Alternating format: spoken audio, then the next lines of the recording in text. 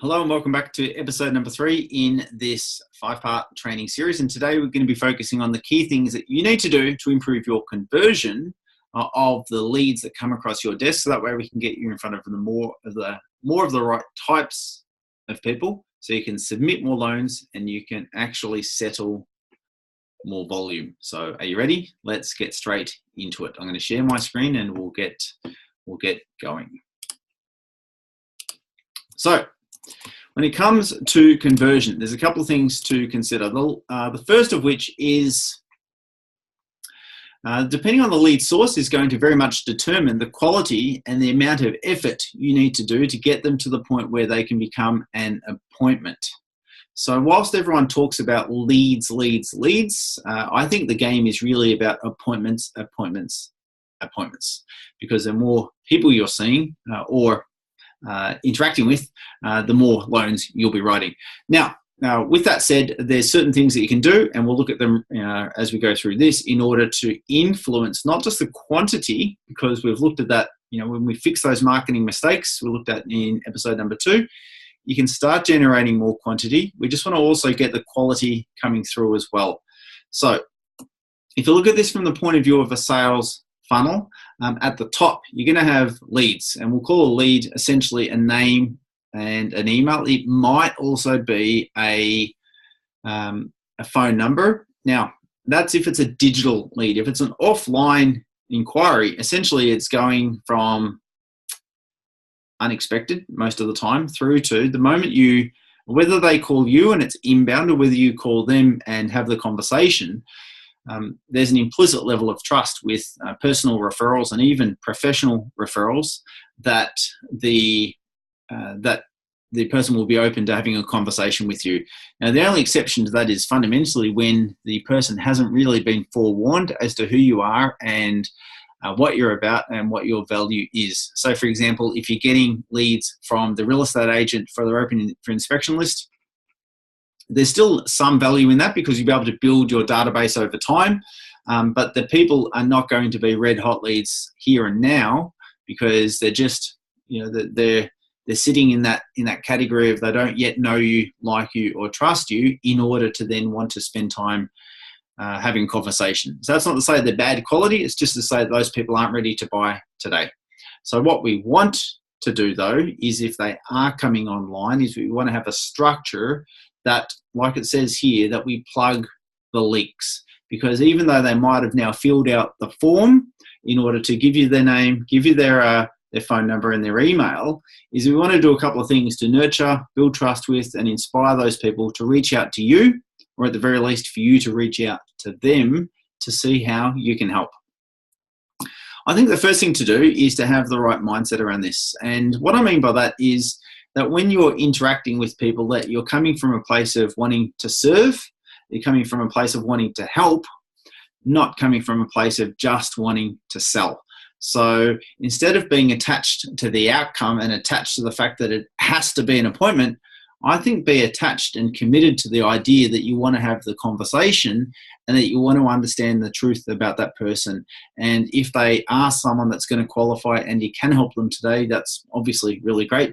But if for some reason they can't, or maybe they're just not ready yet, that's okay too. Is that you don't get attached to the fact that they say yes or no, is you just get attached to the idea of having the conversation, interacting with them, and if they say yes, wonderful. If they don't, ensure that they're in the database, continue to build that relationship, and there's every likelihood that over time they will come back to you and they will choose you as their broker of choice. And that's also part of the reason why it's important to have the right interaction, the right integration with the database system to make sure that you can continue to build those contacts over time and keep interacting with them.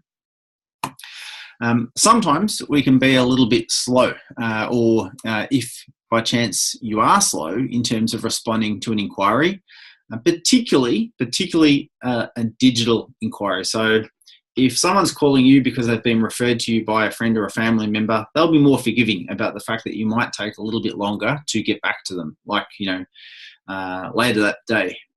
Online leads, by the same token, are usually not so forgiving. Is that if you don't get back to them fairly soon, there's a high likelihood that they will go shopping for the next person. So Of course, if they already know you, if they've already done their research about you, if they've already been recommended to you and they've still filled out the online form, they might still, of course, be willing to spend a bit more time to wait for you to call them. But if they don't yet know you, they don't yet like you, they haven't yet built trust with you, then they're not going to be so forgiving. So you want to be really quick to respond. We want to make sure that the quality of inquiry isn't exactly poor quality.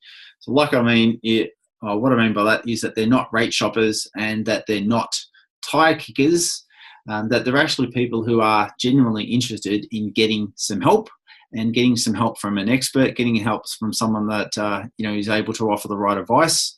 And of course, you know as well as I do that there's many factors that influence the quality of a deal structure, and it's not just about the interest rate, but the average Joe doesn't know that as well. So we need to make sure that they're educated through the process and that you can guide them around the things that are important, as opposed to them making a decision on who they'll use just based on rate alone, which we both know is not the right thing to do, but they sometimes don't. So what do we do, right? If we need to act quickly, we want to make sure we've got the right mindset. We've make sure we've got the right language to not scare them off and not go too hard too quickly. How do we go about it? Well, we want to make sure that you're building trust. So even when you are having the conversation on the phone, again, the language you use and the way you interact with them and the tone will influence the trust factor.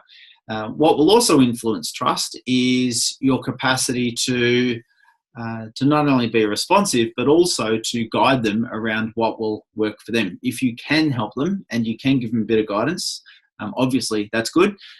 Interestingly, when they can't qualify for one reason that is clearly outside of your control, but you can still be empathetic with them and you can still give them a little bit of your time and you can still put them on a plan as to what they might do over the next 3 months or 6 months to qualify.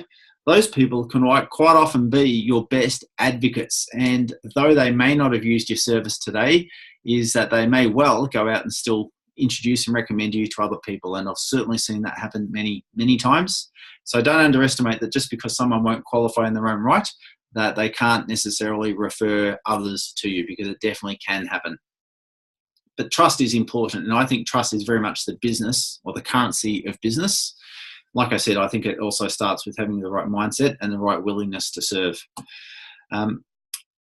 If by chance they have opted in and they're not able to qualify today, and by the way, when I'm talking about this, I'm referring a little bit more to the digital type of lead, because like I said before, if they're a referral, if they've come particularly from a friend or family member, if they've come even from a professional source where you've been well edified or you've been well endorsed, it's clearly much easier to turn those into appointments and inquiries, etc.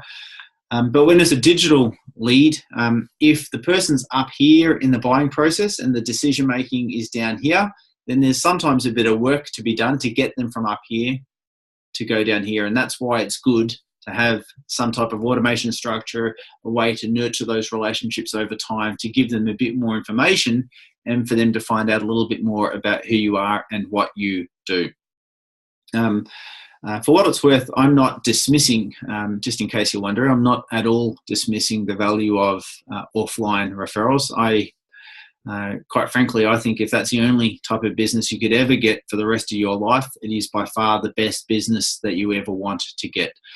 Who doesn't want to get more phone calls, particularly out of the blue, where people are saying, oh, look, I heard about you, such and such spoke about you. I'd like to see if you can help me as well. If that's the only thing you can get, that's really great. The whole idea of looking at these other sources is to supplement or complement that core lead gen channel, if you like, that you're using. So that's why I'm suggesting that maybe you might be looking at a secondary tool or a secondary platform to help you with this one, if this one isn't as consistent or as predictable, or if you don't have as much control over it as you would like. So, of course, once you nurture relationships, you'll find that over a period of time is that some of these people will be raising their hand and looking for help. And that's where we get to harvest the crop, so to speak, or harvest your hard work and your effort into building that trust and that relationship. It also matters that you have the right tools, because this can be otherwise a very manual process. And whilst I'm all for making phone calls, and I'm definitely all for building the trust and getting to know people better, 100%, it's also nice to have the right tools that can help automate some of these things for you. So for example, having a good tool like an automation tool, I use something called Active Campaign. It's a CRM.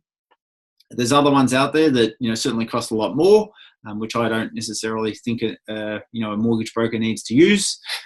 There's some that are Active Campaign, by the way, is really affordable, but there's some out there that are also even cheaper than this, like MailChimp, just don't have the same level of functionality. So I'm a big fan of having good functionality at a really good price point.